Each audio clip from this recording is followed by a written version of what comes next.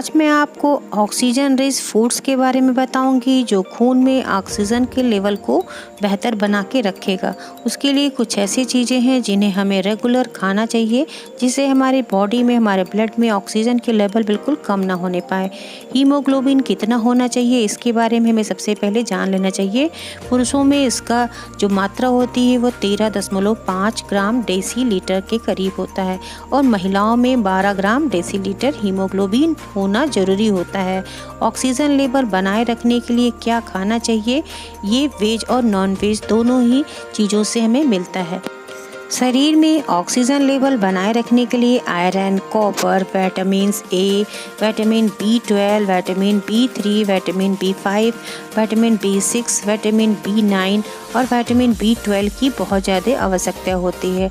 ये सारी चीज़ें किन किन चीज़ों में मिलती हैं वो मैं आपको बताऊंगी कि कौन से फूड हमें खाने बहुत ज़रूरी होते हैं जिससे हमारे बॉडी में ऑक्सीजन की बिल्कुल कमी ना हो पाए, यानी हमारे बॉडी में हीमोग्लोबिन की कमी ना हो पाए, जिससे ऑक्सीजन लेवल हमारा बिल्कुल मेंटेन रहे। चलिए मैं आपको बताती हूँ। इससे पहले मैं छोटी सी रिक्वेस्ट करना चाहती हूँ कि अगर आप मेरे चैनल पे पहली बार आए हैं तो प्लीज़ चैनल को सब्सक्राइब करके बेल का आइकन को दबा दीजिए, जैसे कोई नया वीडियो अपलोड करें तो आपको उसका नोटिफिकेशन तुरंत मिल जाए। तो चलिए जानते हैं। इसमें सबसे इम्पॉर्टेंट चीज़ होता है केला।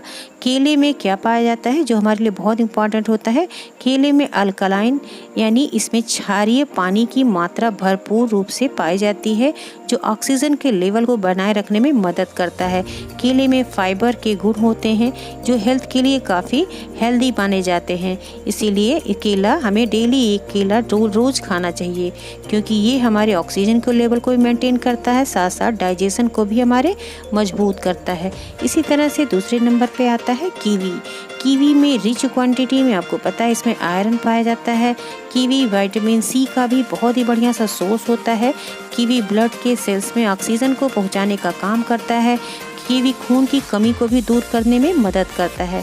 इसलिए कीवी का भी सेवन हमें ज़रूर करना चाहिए जिससे हमारी बॉडी में हीमोग्लोबिन की कमी ना होने पाए, जिससे हमारी बॉडी में जो ऑक्सीजन लेवल है वो बिल्कुल मेंटेन रहे।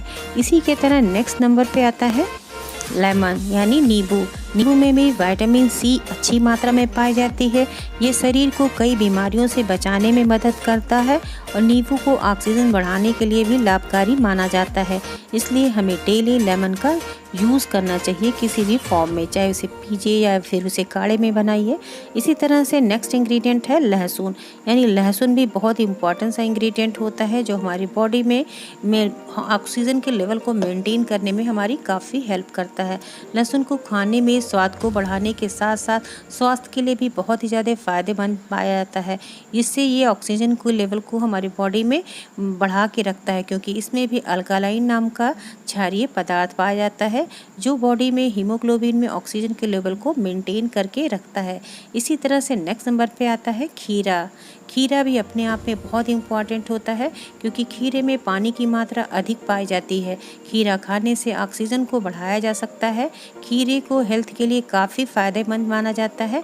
इसलिए मौसम में जब भी खीरा मिले आपको डेली खीरे का सेवन करना चाहिए, चाहे उसे सैलेड में खाइए या फिर आप किसी भी फॉर्म में उसे खाइए। नेक्स्ट है शकरकंद, जिसे हम स्वीट पोटैटो के नाम से भी जानते हैं। स्वीट पोटैटो बहुत ही फेमस है, ये खाने में भी टेस्टी होता है। तो शकरकंद में भरपूर मात्रा में मिनरल्स पाए जाते हैं। इसमें पोटेशियम और मैग्नीशियम की भी मात्रा होती है, तो शकरकंद हमें ज़रूर खाना चाहिए। शकरकंद खाने से भी ऑक्सीजन के लेवल को बढ़ाया जा सकता है।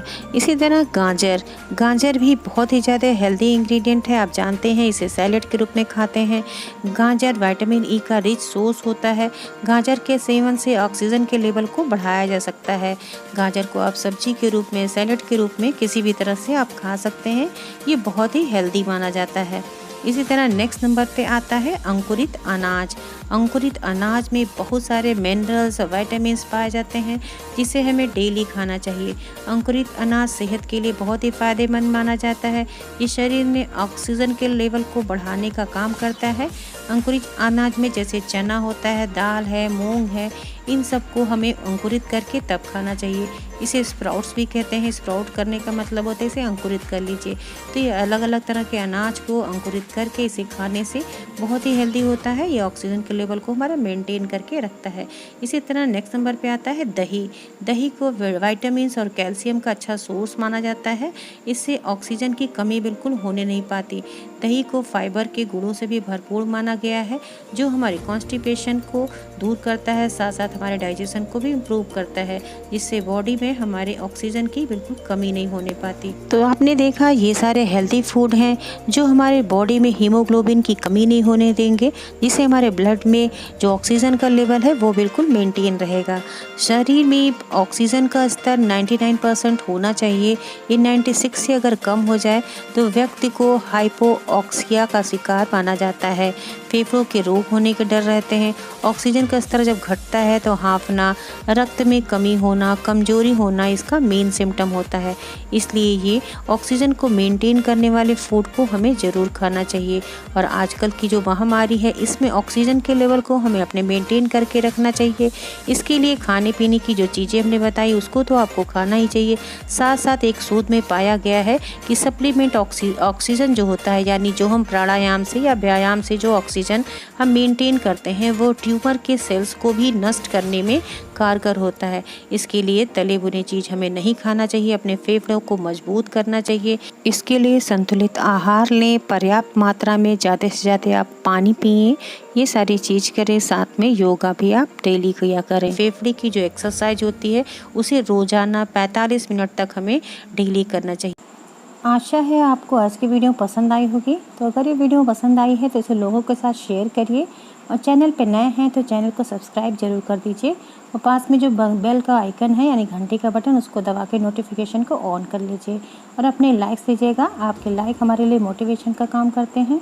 इसी के साथ बहुत बहुत धन्यवाद। Thank you, bye bye, take care.